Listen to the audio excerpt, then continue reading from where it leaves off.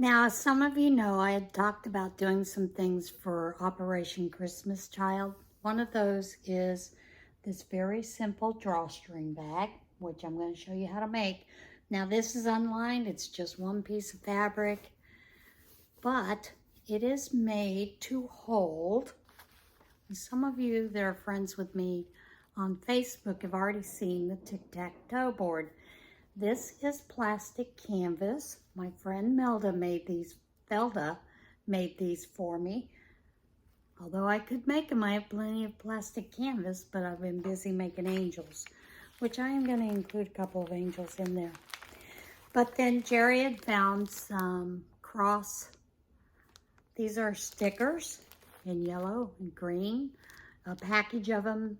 So she included those to go as game pieces. But then I also included 5 buttons that are pretty much alike, just different colors to go in that. And this way they have a nice way to hold all of that together with a simple drawstring bag. And this is just a 1-string drawstring bag. You could make double-sided to where they can just draw this way. Those I would line, but I do show you the trick with the paracord. The only thing you want to make sure of is that your string is at the very least twice this plus extra on the side. So that's it. This is a quick, simple way to make a bag to hold those toys, to hold the marbles.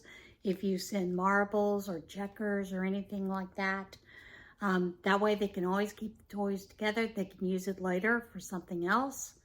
Collect rocks, I don't know, whatever kids do in different countries. But yeah, that's an easy way. And we decided to do that because while Ziploc bags are great for those kind of things, they don't hold up very well. These will hold up fairly well. You know, I have some that I've used for years and years for different things around the house, or like when we're going out to, you know, do something crazy. So yeah, that's it. All right, I hope you enjoyed this video. Hope you got some use out of it. For those of you that sew, those of you that crochet and knit, of course you can always knit or crochet a bag, drawstring bag, and crochet your ties. You could also crochet ties or knit an I-cord, you know, for your cords for these bags. So yeah, those are some simple ideas to consider for Operation Christmas Child. The shoe boxes, it's that time of year. For those of you that do sew, one of the quick and easy things you can do for some of the games that you've made, you know, as well as the tic-tac-toe that I've shown you how to do, you can simply take a piece of fabric, cut it down to size, fold over one hem. You don't have to do the complete one. Then you'll sew down each side here. You're going to make a drawstring bag. Very simple drawstring bag.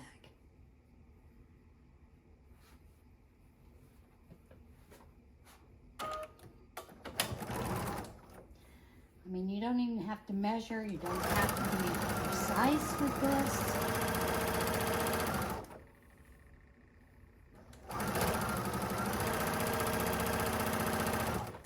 As you can see, this was actually, someone had done a curtain for their children's room. And these were some leftover fabrics that she donates a lot of extra of her fabrics to me, simply because I do a lot of charity sewing. She knows I can usually take all of it and fix something with it.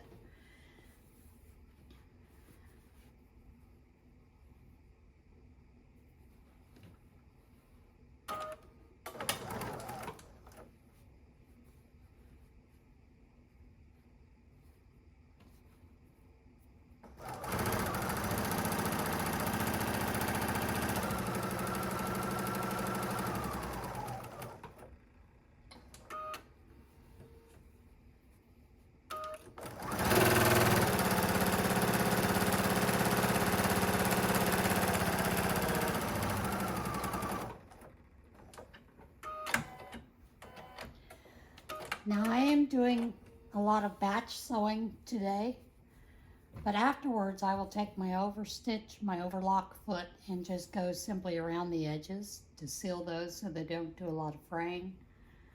Then once you've got it finished, you turn it inside out, put your drawstring through. If you have a lot of leftover shoelaces, you can use shoelaces for that. Doesn't have to be too stranded because, you know, a lot of times we do the drawstrings pull this way, but this one you can just use one and it's an easy cinch bag. But it allows them to put some toys on the inside, whatever they want to carry with them. This is a quick and easy project for the Operation Christmas Child. So, yeah, there. Now, many of you, some of your sewing machines do not have an overlock foot. So you could simply use a zigzag stitch. Mine does have a foot that comes with that.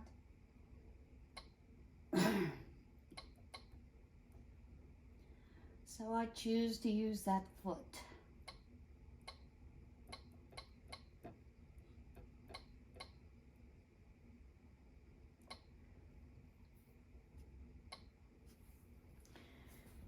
So I'm going to show you what I mean by going over the edges. You don't necessarily have to go over the edge that you've already stitched, but the way that this works. Now I've already changed my foot out to the 2A for the Bernina, which is an overlock stitch, and I've already set my machine up for that overlock stitch. This is what I mean by using that foot for this. It'll help keep this edge from fraying. It acts like a serger, sort of. If you have a serger, use your serger. I do have a serger, however, I need one more bobbin thread and I just ran out, so I just haven't picked any up. So I want to use this foot instead. I used this for mask as well when I was doing mask for healthcare workers. And you can use a zigzag stitch on your sewing machine if you don't have one of these. But it's a great tool to use.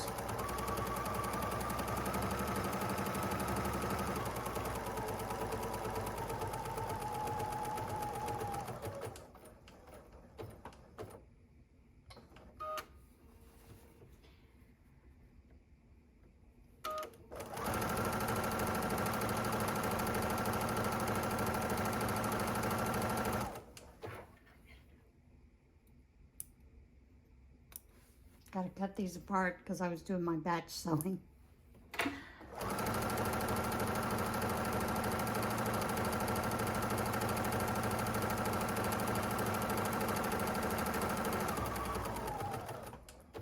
You don't necessarily have to stop.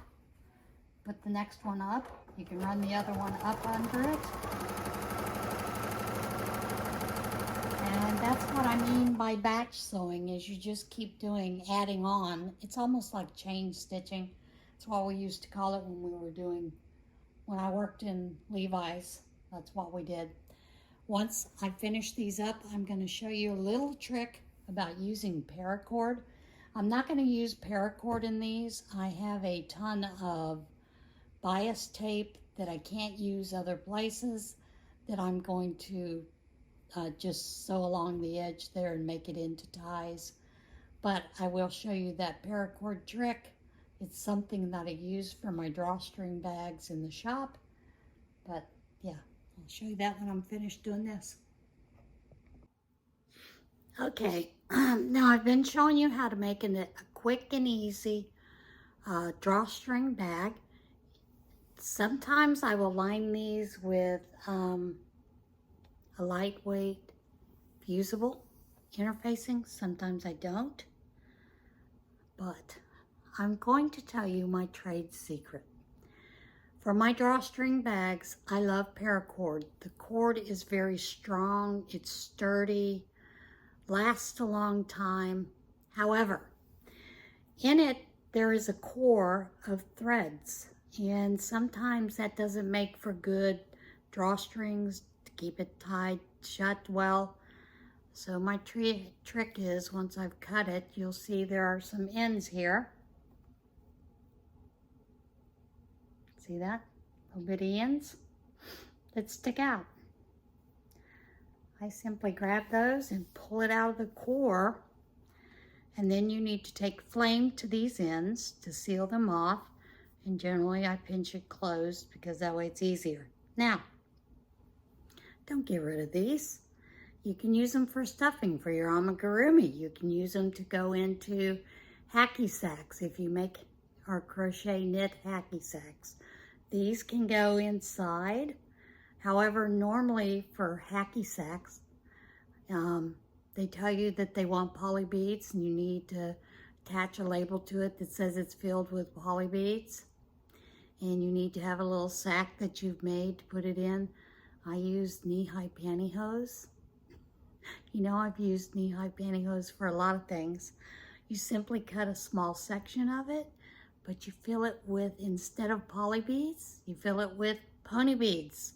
Pony beads are cheap, they're easy, and many times when you go to thrift stores, you can find huge bags of pony beads for like $1, $2. So yeah, it gives the sound of the hacky sack. Kids still love it. It still works. It gives it weight, so it works well. Like I said, that'll be a drawstring for one of these bags. All right, you know my secret now. Don't tell anybody else. One more hint now that I've given you my trade secret. Also, I used to buy my paracord online through a company where I could buy a large source of it, and you could get it in a lot of different colors.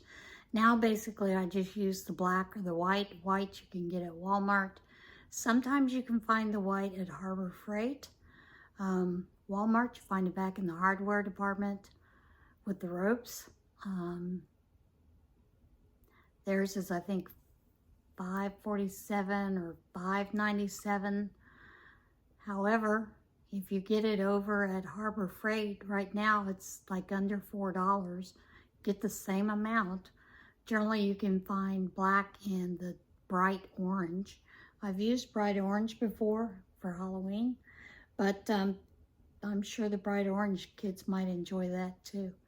All right, just one more tip, save you a few dollars.